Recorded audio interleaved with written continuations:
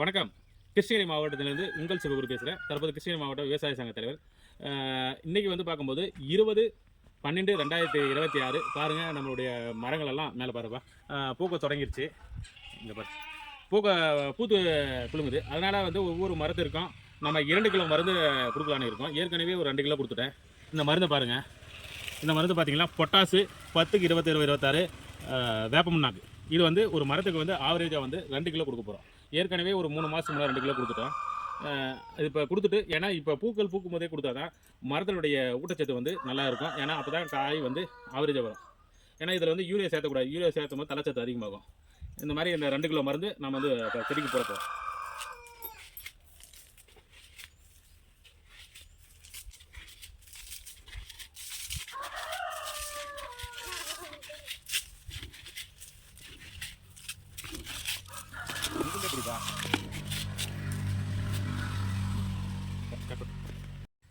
தற்போது அந்த மருந்து போட்டோம். இது வந்து ஆளை வச்சு நம்ம இந்த செடி லைட்டாக பத்தும்போது பார்த்தீங்கன்னா லேபர் சார்ஜ் அதிகமாகும்.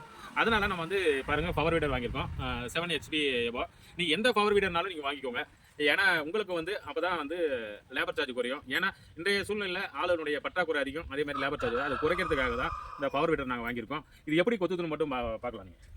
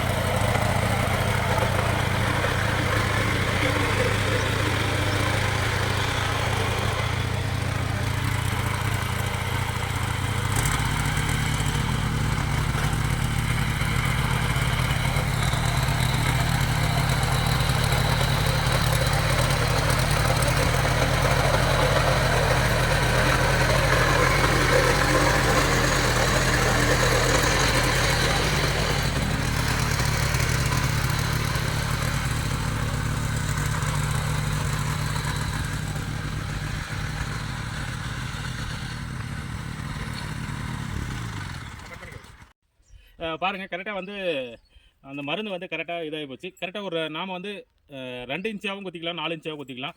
உங்களுக்கு ஃபஸ்ட்டு வந்து பவர் வீடர் வந்து ஓட்டும் போது தான் கஷ்டமாக இருக்கும். அப்புறமேட்டு நார்மலாக சரியாக போயிடும். 1 லிட்டர் நம்ம பவர் வீடருக்கு நம்ம வந்து பெட்ரோல் யூஸ் பண்ணால் கிட்டத்தட்ட ஒரு 70 செடி கொத்தலாம். நம்ம செடிக்கே ஒரு 2 ரூபா ஆகுது. இந்த மாதிரி ஒரு பயனுள்ள தகவலை விவசாயிகளுக்கு பயன்பெற வேணும் தான் கிருஷ்ணகிரி மாவட்டத்திலிருந்து உங்கள் விவசாயி நான் பதிவு பண்ணுறேன். மீண்டும் அடுத்த ஒரு நல்ல பதிவில் சந்திப்போம். நன்றி, வணக்கம்.